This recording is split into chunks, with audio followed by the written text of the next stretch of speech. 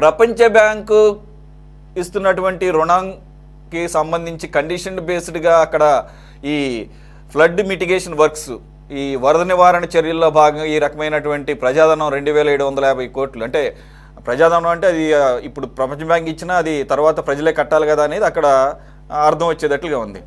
So ఆ condition గురించి కడుతున్నారా, లేదంటే కనుక ముందస్తు చర్యల్లో భాగంగా, అంటే ఇప్పుడు దాదాపుగా ఏ రాజధాని లేకపోతే ఏ ప్రధాన నగరం తీసుకున్నా కానీ ఈ వర్షాలు అధికంగా పట్టడం ద్వారా కానీ కారణం ఏదైనా కానీ మునిగిపోతున్నటువంటి పరిస్థితుల్లో ముందస్తు చర్యగా నిర్మాణం ఇంకా స్టార్టింగ్లోనే ఉంది కాబట్టి ముందస్తు చర్యగా కడుతున్నారా, లేదంటే కనుక బ్యాంకులు ఇచ్చినటువంటి లోన్స్కి షరతులకు లోబడి కడుతున్నారా?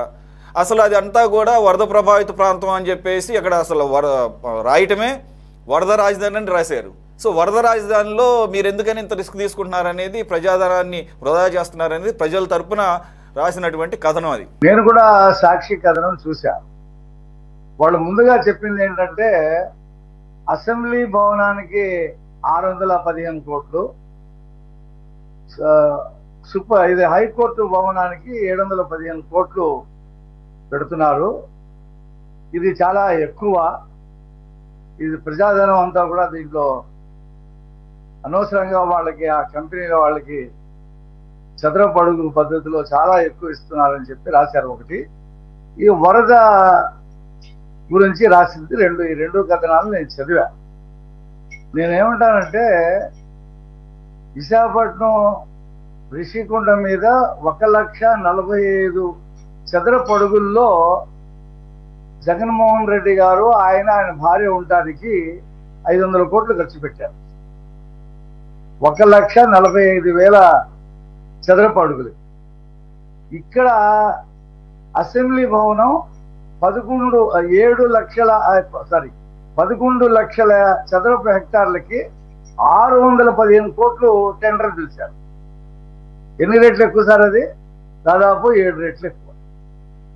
అక్కడ 1,40,000, ఇక్కడ 11 లక్షల చదరపు అడుగులు 615 కోట్లు. అక్కడ 1,45,000కి 500 కోట్లు. రెండోది హైకోర్టు బిల్డింగ్ కి అది 20 లక్షల చదరపు అడుగులు, దానికి 700 చిల్లర కోట్లకి టెండర్ పిలిచారు. అక్కడ రిషికొండలో 1,45,000కి 500 కోట్లు, ఇక్కడ 20 లక్షల చదరపు అడుగులు. ఒక హైకోర్టు అంటే దానికి సంబంధించిన అనుబంధంగా చాలా ఆఫీసులు ఉంటాయి, చాలా యాక్టివిటీ ఉంటుంది దాని చుట్టూ. అసెంబ్లీకి కూడా చాలా యాక్టివిటీ ఉంటుంది. అక్కడ రిషికొండలో కేవలం జగన్మోహన్ రెడ్డి భార్య ఉండటానికి, వారి పరిచారకులు ఉండటానికి, వాళ్ళ సిబ్బంది ఉండటానికి 500 కోట్లు పెట్టాడు ఆయన 1,45,000 కోట్లకి. ఇదెక్కడ అదెక్కడ?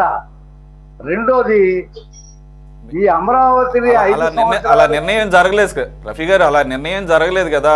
అది యాక్చువల్గా రాష్ట్రపతి లాంటి లేకపోతే అంతర్జాతీయ ప్రముఖులు వస్తే ఉండటం కోసం అని చెప్పేసి కట్టారంట. మరి వాళ్ళు కూడా అలా కావాలని ఏమైనా కోరుకున్నారని తెలియదు. అయినా సరే ప్రపంచంలో ఎక్కడ కట్టలా. ఆంధ్రప్రదేశ్ అది అత్యంత సంపన్నమైనటువంటి రాష్ట్రం కదా. మరి ఏమన్నా అడిగారేమో, మీరేమో డిక్లేర్ చేస్తున్నారు, ఆయనే ఉంటానని నేను చెప్పలేదు అక్కడ. నన్ను చెప్పండి, తర్వాత మీరు చెప్పండి. ఇప్పటికీ ప్రభుత్వానికి ఆ బిల్డింగ్ కి ఏదైనా ఫంక్షన్ హాల్ ఇవ్వడానికి సరిపోదు, లేదా ఏదైనా టూరిజం హోటల్కి ఇవ్వడానికి సరిపోదు, దేనికి ఇవ్వడానికి కూడా పనిచేయట్లా. అంత పెద్ద కాస్ట్ అయింది. అసలు మా డిజైన్ అలా ఉంది. అంతకుముందు ఉన్నటువంటి ఏదైతే ఆ రిషికొండ మీద రిసార్ట్స్ ఉన్నాయో దాదాపు 200 కోట్లు విలువ చేసి రిసార్ట్స్ ని పగలగొట్టేశాడు. మళ్ళీ 500 కోట్లు పెట్టాడు. ఇక్కడ నువ్వు 5 సంవత్సరాలు కట్టకపోవటం వల్ల 20% రేట్లు పెరిగినాయి. స్టీల్ కానీ, సిమెంట్ కానీ, ఇతర విషయాలని 20% పెరిగింది.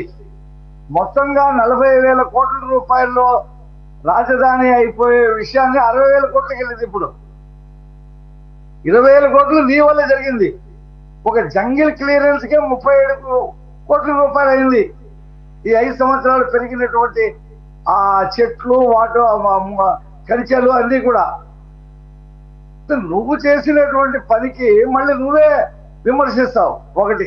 రెండోది వరద గురించి, కడుతున్నటువంటి చర్యల గురించి ఇంతవరకు ఈ జగన్మోహన్ రెడ్డి ఉన్నటువంటి 5 సంవత్సరాలు, చంద్రబాబు నాయుడు గారు ఉన్నటువంటి 2 సంవత్సరాలు, 7 సంవత్సరాల్లో ఎప్పుడూ కూడా అమరావతిలో వెలగపూడిలో వరదలు రాలా.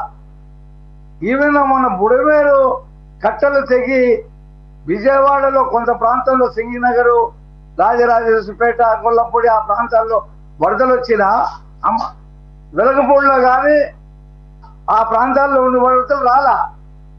అయినప్పటికీ 50 సంవత్సరాల్లో రాజధానికి వరదలు రాకుండా ఉండటానికి చర్యలు తీసుకుంటున్నారు. అది తప్పెలా అవుతుంది? వరద రాజధానులు ఏ కావు. ప్రతి సంవత్సరం మెడ్రాస్లో, చెన్నైలో వరదలు వచ్చి ఊరే మునిగిపోతుంది. బొంబాయిలో అసలు ఎన్నిసార్లు మునుగుతుందో లెక్కే లేదు. బెంగళూరు అంతే, ఢిల్లీ అంతే, న్యూయార్క్ అంతే.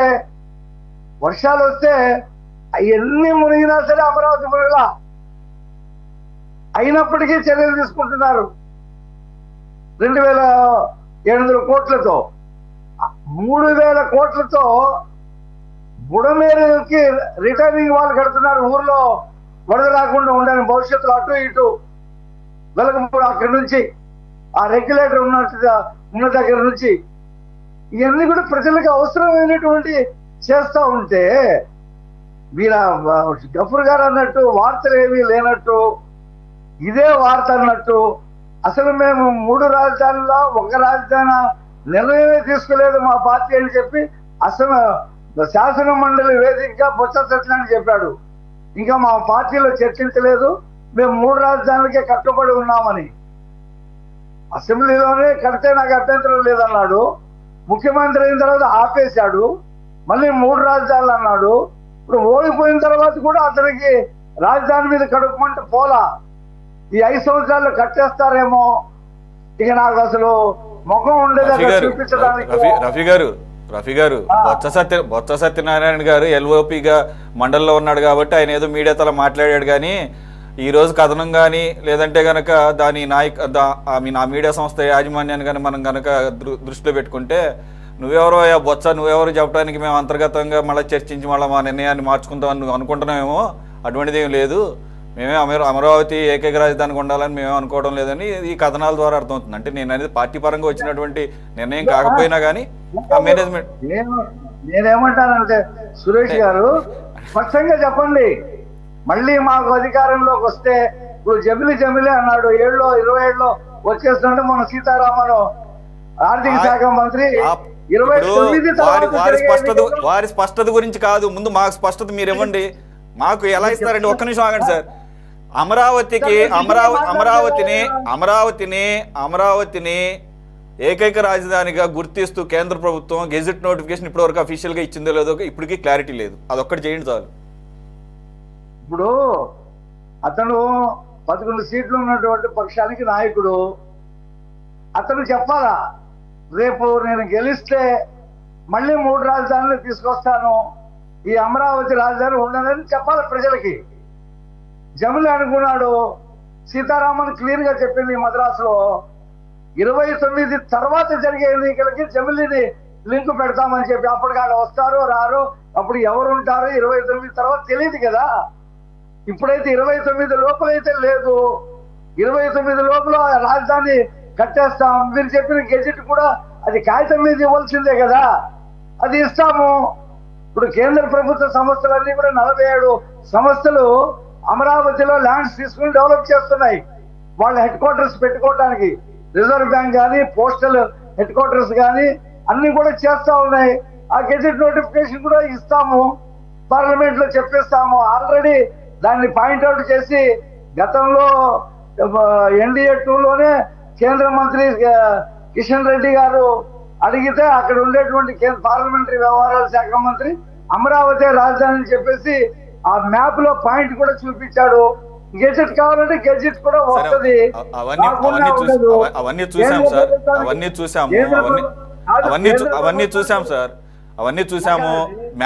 మ్యాప్లోను నోటి మాటగా కాకుండా మీరు అన్నట్టుగా పేపర్ మీద వస్తేనే దానికి ఒక ప్రామాణికత, దానికి ఒక చట్టబద్ధత ఉంటుంది. మీరు అప్పుడు లాక్ చేసినట్లు అవుతుంది. రేపు ఎవరు గెలిచినా ఎవరు ఓడినా కానీ దానికి కట్టుబడి ముందుకెళ్లే అవకాశం ఉంటుంది. లేకపోతే ప్రతిసారి ఈ 20,000 కోట్ల రూపాయలు లాంటి ప్రజాధనాన్ని వృధా చేయడం ఏంటండి? మానెత్తిని బండేయడం ఎందుకు? నేను చెప్తున్నాను వినండి. కేంద్ర ప్రభుత్వం అమరావతికే లోన్లు ఇప్పించింది ప్రపంచ బ్యాంకుతో, హడ్కోతో. ఎక్కడ వేరే చోట ఇప్పించలా. రేపు ప్రధానమంత్రి వస్తున్నాడు పనులు ప్రారంభం చేయడానికి.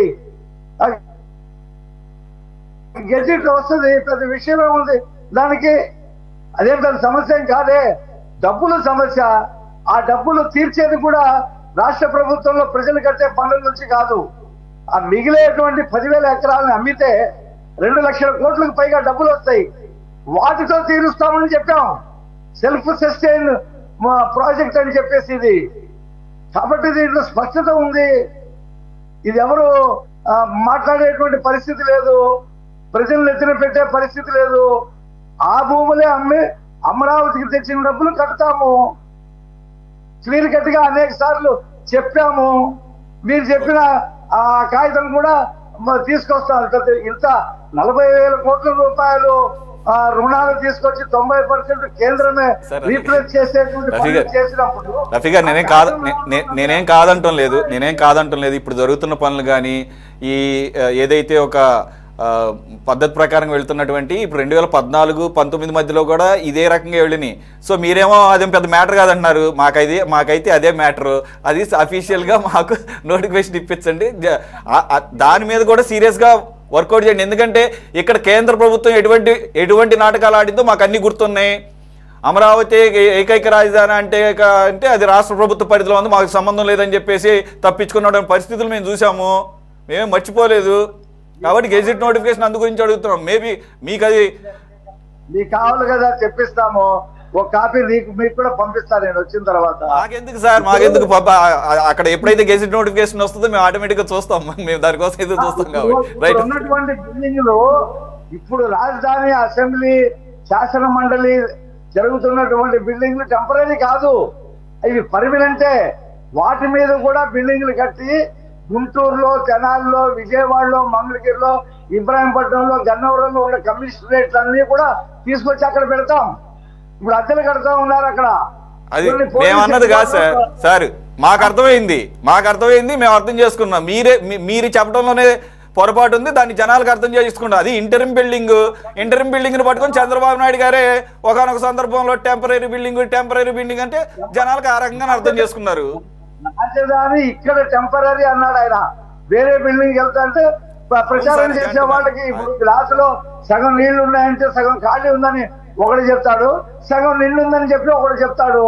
ఆ రకంగా జరిగింది. ఈ కమిషనరేట్స్ అన్ని కూడా తీసుకొచ్చి అక్కడ పెడతాము. ఆ వెలగపూడిలో పెడతాము. వెలగపూడిలో ఇప్పుడు అనేక రకాల కోర్టులు ఉన్నాయి. జిల్లా ఈ సపరేట్ కోర్టులు చాలా ఉన్నాయి, జిల్లా కోర్టు కాకుండా. ఆ న్యాయశాఖకి సంబంధించినటువంటి ఆ కార్యక్రమాలన్నీ కూడా ఇప్పుడున్న హైకోర్టులో పెడతాము. ప్రజలు ఎవరైనా సరే అమరావతికి వెళ్తే అన్ని అక్కడే ఉంటాయి. దూరం తిరగకుండా ఇటు పరిపాలనా భవనాలు ఉంటాయి, కమిషనరేట్లు ఉంటాయి, అన్ని కూడా అక్కడే ఉంటాయి. అది భవిష్యత్తులో చూస్తారు మీరు 1-2 సంవత్సరాల్లో. పెద్ద విషయం ఉంది దీంట్లో. జగన్కి చెప్పనండి, గుండె మీద చేసుకొని